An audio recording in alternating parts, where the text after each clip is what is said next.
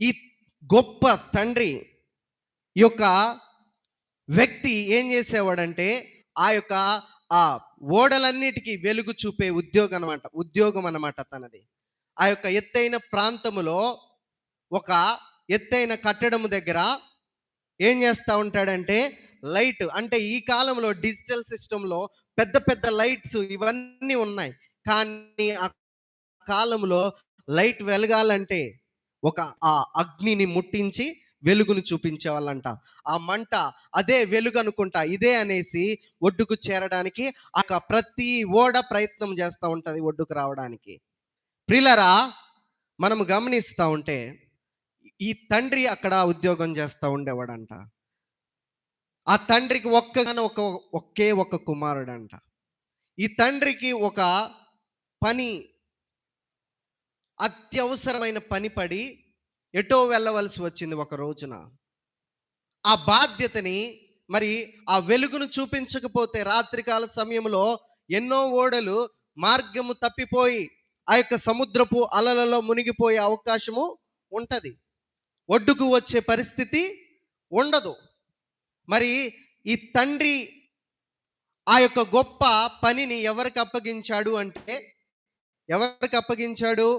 కుమారునికి అప్పగించాడంట. అయ్యా, నేను ఒక పని నిమిత్తము వేరే చోటుకి వెళ్తున్నాను.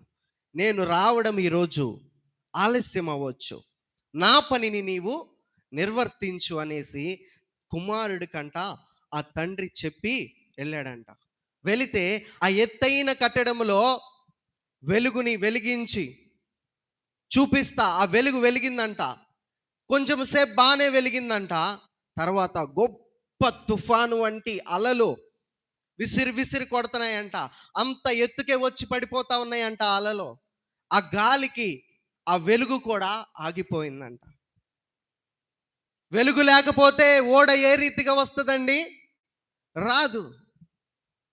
వెలుగు లేకపోతే అనేకమైంది ప్రాణ నష్టము అక్కడ జరుగుతుంది. ఎంతో మంది అక్కడే ఆ సముద్రములోనే తమ ప్రాణాలని కోల్పోయే పరిస్థితి ఉంటుంది. ఇక కుమారుడు ఏం చేయాలో అర్థం అవట్లా. ఆ తుఫానులోనే, ఆ చలిలోనే ఏం చేశాడంటే ఒక కంచెని తన చేతికి చుట్టుకొని ఆ కంచెలో ఆ యొక్క ఆ పాత్రను ఉంచుకున్నాడంట. గ్లాస్ పాత్రని. గ్లాస్ పాత్ర దొరికింది.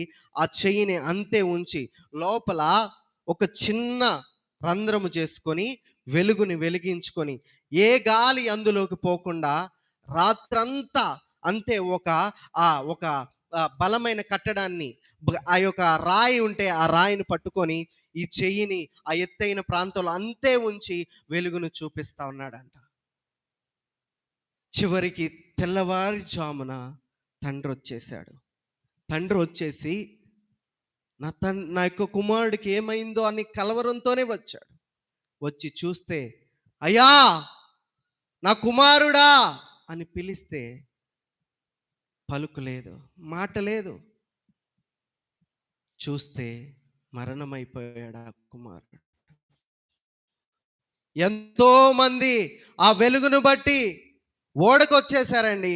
ఆ యొక్క ఒడ్డుకి వచ్చేసారు. ఓడల్లో, ఆ షిప్పుల్లో చాలా మంది ఆ వెలుగును బట్టి ఆ తుఫానుల్లో, ఆ గాలిలో, ఆ వర్షములో, ఆ వరదలో, ఆ ప్రతికూల సమయాలలో కుమారుడు చూపించిన వెలుగును బట్టి ఒడ్డుకు వచ్చేసారు.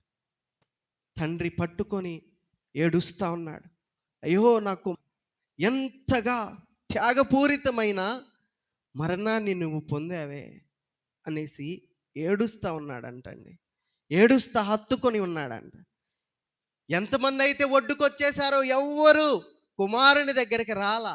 తమ ప్రాణాలను అయితే రక్షించుకున్నారు, కానీ ఒడ్డుకు మాత్రము రాలేదు.